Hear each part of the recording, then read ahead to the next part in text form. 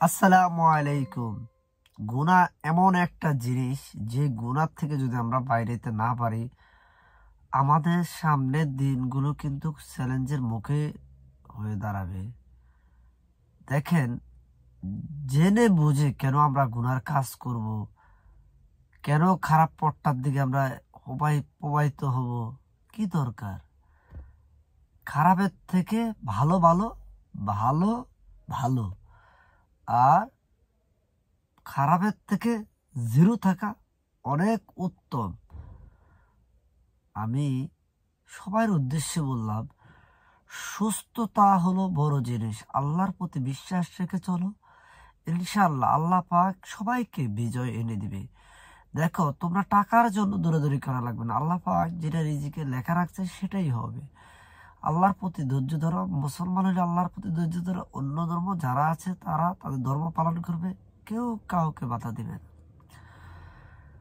পৃথিবীটা একটা শেষ ক্লান্তময় জীবনে এসে আমরা পড়েছি যে এই জীবনের থেকে যদি না বাইরে আসতে পারি, তাহলে আমরা নতুন প্রজন্মকে ভালো কিছু দিতে পারবো না।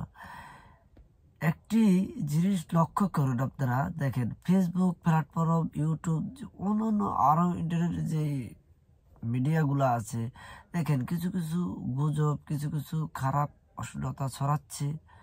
যারা ভালো করছে আলহামদুলিল্লাহ, তারা ভালো করুক। তাইলে আমরা জানি এই পৃথিবী ছেড়ে আমরা চলে যেতে হবে, পৃথিবীর মায়া ভালোবাসা সব ত্যাগ করে চলে যেতে হবে। কেন ইন্টারনেটলি ভাবে খারাপ কাজ করব? দেখেন, খারাপ কাজ করে ভালো কিছু পাবেন না। ভালো কাজ করেই ভালো পাওয়ার সম্ভাবনা থাকে আল্লাহর তরফ থেকে বেশি। ভুলে যেন না, আল্লাহকে ভুলে যেন না। মাটির দিকে তাকিয়ে, আল্লাহর দিকে তাকিয়ে, নবীর দিকে তাকিয়ে শরীরের পানি কইরা পালান। আমরা আজ যা দেখি এগুলা আসলে কষ্টদায়ক।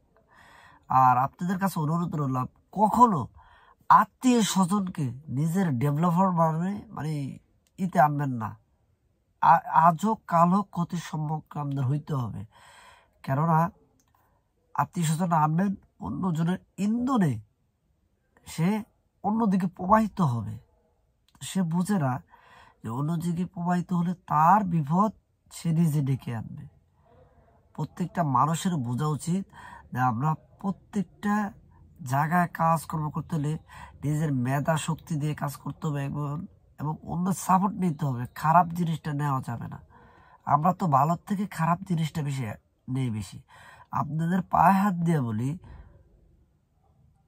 খারাপ কাজকে বিরত রাখুন, ভালো কাজকে ইন করুন।